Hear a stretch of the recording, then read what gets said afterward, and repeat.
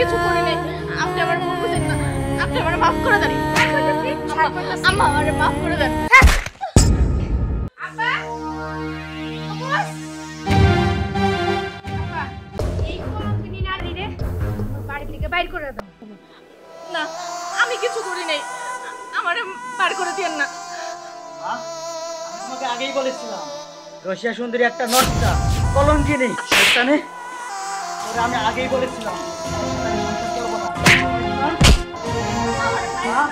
ওরে আমি তালাক দেব। তালাক দেওয়ার কথা স্বামী গো,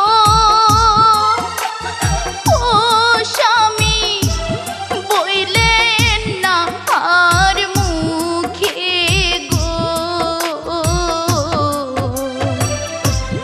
স্বামী হে বাঁচবো না, ওই না তালাক শুনলে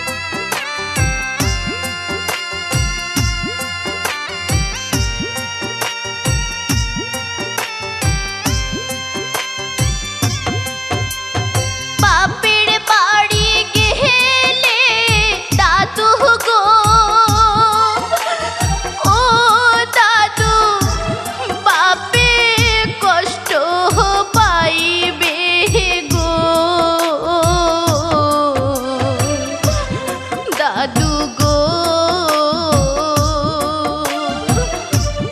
যাব না